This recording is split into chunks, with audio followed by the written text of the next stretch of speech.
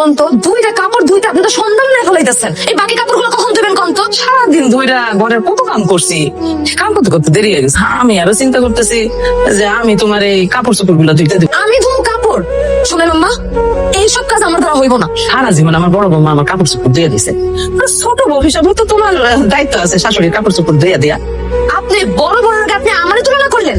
আপনি ওদের ভুলে যেতেছেন আমি কোন পরিবারের মেয়ে। তুমি কথাটা অন্যভাবে নিও। শোনেন আম্মা, আপনার উপরে আমার কোনো দায়িত্ব নাই, আর এখন থেকে নিজের কাজগুলো নিজে করতে শিখেন। আর হ্যাঁ, আমার কাজগুলো আপনার নিজেরই করতে হইব।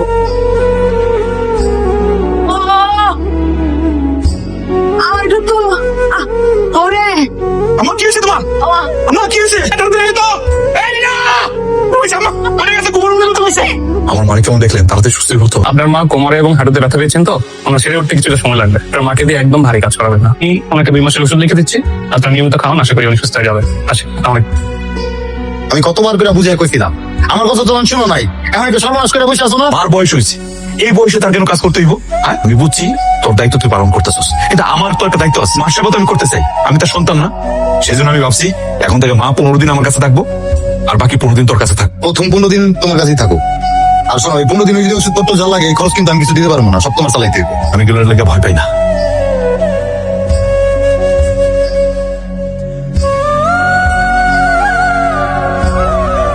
তোমার মায়ের দায়িত্ব কিন্তু এখন আমাদের ঘাড়ে এসে পড়তেছে।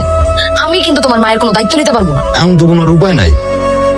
ভাই ভাবি কথা মতো প্রথম 15 দিন তারা মায়ের দেখাশোনা করছে, এখন তো আমগো। আমার কাছে না একটা উপায় আছে। তোমার আম্মারে বৃদ্ধাশ্রমে রাই খাসো। দেখো, বৃদ্ধাশ্রমে তো অনেক মানুষ থাকে, আর সেবা যত্নের কোনো মানে চুরি থাকবে না। রাখছোস কোনো জরুরি কিছু করবি? শোনো, মায়ের দায়িত্ব যে ভাগাভাগি হয়েছে, ওই দায়িত্ব তো চাইলেও আমি অবহেলা করতে পারি না। আমার ভাগের 15 দিন মারে বৃদ্ধাশ্রমে রাখবো, কারণ তোমার বউয়ের মতো তো আমার বউ বান্দিগিরি করতে পারবো না মায়ের। তুই এটা কি কইতাছস? তুই মারে বৃদ্ধাশ্রমে রাখবি? অবাক হওয়ার তো কিছু নাই।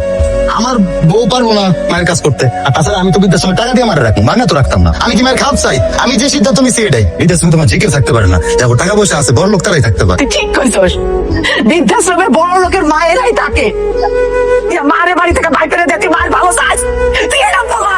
আমারে বৃদ্ধাশ্রমে রাখার লিগে যে টাকাটা খরচ করতাম, ওই টাকাটা তুমি এখন থেকে জমায় রাখবে। আর ভবিষ্যতে তোমার সন্তান যদি তোমারই বৃদ্ধাশ্রমে পাঠায় দেয়, ওই টাকাটা তোমার কাজে আসবো। আমার বাপের না টাকা পয়সার কোনো অভাব নাই। এই যে আপনার পোলারে দেখতেছেন না, আরে রাজার হালে রাখবো আমার বাপ। এই ফকিনি মার্কা বাড়িতে তুমি এখনো করে থাকবা? চলো চলো, ব্যাগ গোছাবো, চলো। আসো বাবা, তুই আমার কাছে এসো, তুই আমার বুকের মধ্যে আসো।